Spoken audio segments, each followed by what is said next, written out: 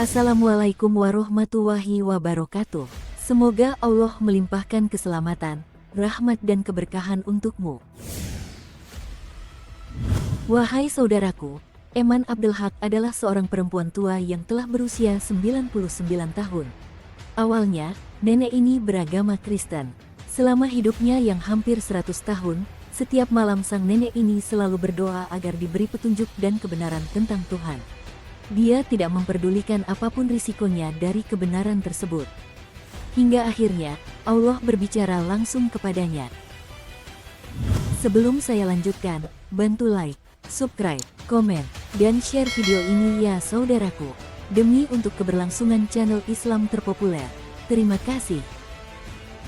Kisah mualaf Eman Abdul Haq ini berawal dari keraguannya tentang ajaran agama yang dianutnya, terutama tentang konsep ketuhanan. Selama ini dia sudah banyak keluar masuk gereja hanya untuk mencari kebenaran tentang Tuhan. Hingga suatu hari, dia pindah ke Interhaven untuk tinggal dengan saudari kembarnya dan meninggalkan gereja lokal. Lalu, pada suatu malam, ia berdoa meminta petunjuk tentang kebenaran yang selama ini dicarinya. Dia siap menerima kebenaran, apapun risikonya. Tanpa alasan sama sekali, aku datang kepada Tuhan dalam sebuah doa dan bertanya kepadanya, aku menginginkan kebenaran, tak peduli apapun risikonya, ujar Eman Abdul Haq. Eman menuturkan, dirinya berdoa dan menanyakan keinginannya itu sebanyak 3 kali. Selama 3 hari berturut-turut untuk mendapatkan jawabannya, ujar Eman Abdul Haq. Kemudian, pada suatu malam, saat dirinya ingin beristirahat, bel rumahnya berbunyi, dan saudari kembarnya mengatakan, bahwa yang datang adalah anak perempuannya yang bernama Lou. Kemudian ia menghampiri dan menyambutnya. Lou datang dengan pakaian yang serba tertutup, dan dengan penampilan yang berbeda yaitu mengenakan hijab.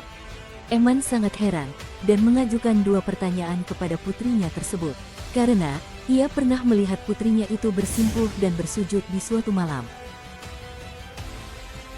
Apa kamu masih Kristen? Dan apa pendapatmu tentang Trinitas? Tanya Eman kepada putrinya. Kemudian, Lou meminta waktu kepada Eman untuk menjawab dan menceritakan apa yang telah terjadi setelah saudari kembar ibunya tertidur.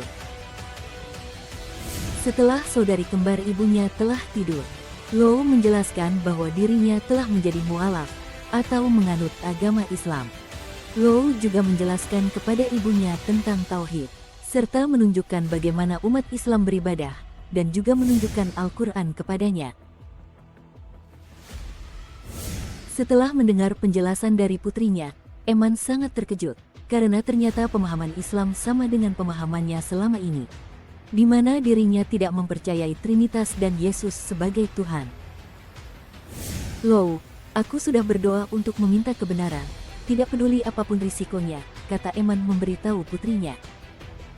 Setelah itu, Eman mengambil Al-Quran dan menempelkan ke wajahnya serta menciumnya, dan berkata, mengapa tidak seorang pun memberitahuku tentang ini sebelumnya, kata Eman di depan Al-Quran.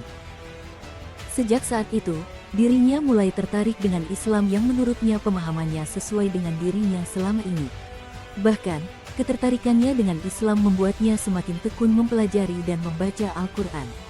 Sampai akhirnya, Allah berbicara langsung kepadanya. Lou pun mengajari cara berwudu dan cara sholat kepada ibunya. Dia menghafalnya dalam bahasa Inggris dan Arab.